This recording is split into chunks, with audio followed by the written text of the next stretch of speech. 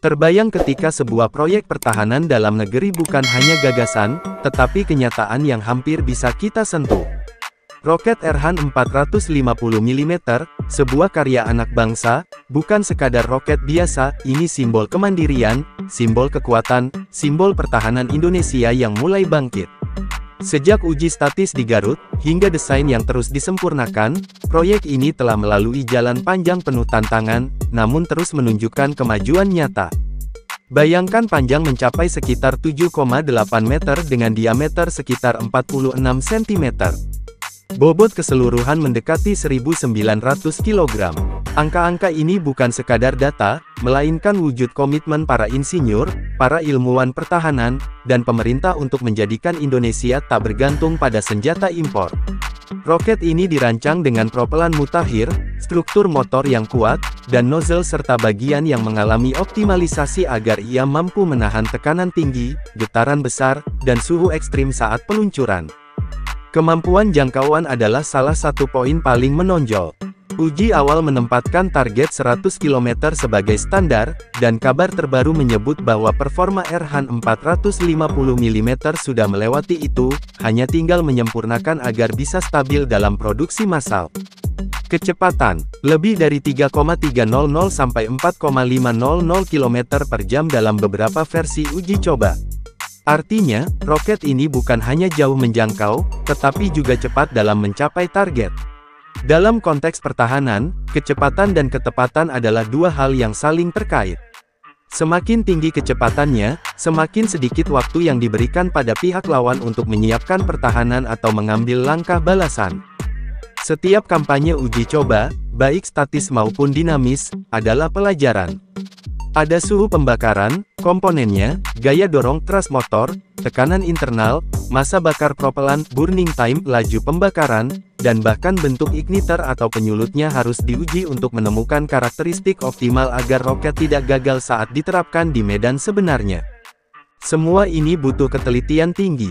Seiring proses ini berjalan, desain struktur roket ditingkatkan, grafit dan material ablasi diperkuat, nozzle dibuat lebih tahan panas, struktur fisik didesain agar mampu menahan gaya gesek dari udara dan guncangan saat peluncuran.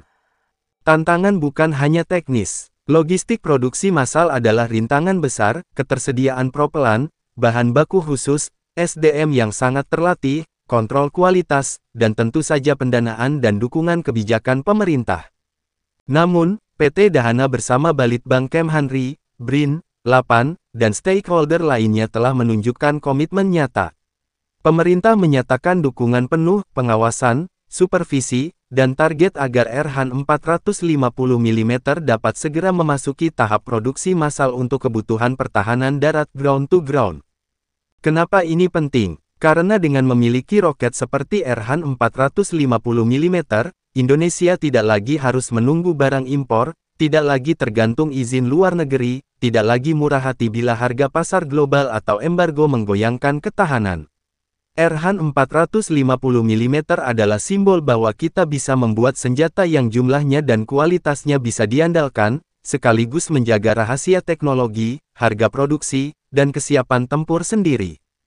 Efeknya akan besar, selain secara militer memperkuat pertahanan perbatasan dan ancaman potensial, juga secara ekonomi membuka lapangan kerja dalam negeri, memperkuat industri strategis, membangun rantai pasok propelan, material, manufaktur presisi, dan riset teknologi tinggi. Semua ini memicu multiplier efek bagi sektor industri pertahanan, riset, teknologi, dan keamanan nasional. Tentu, kritik dan kekhawatiran juga muncul. Apakah roket semacam ini akan memicu ketegangan regional? Apakah biaya produksi dan pemeliharaan akan membebani anggaran? Bagaimana dampak terhadap diplomasi luar negeri?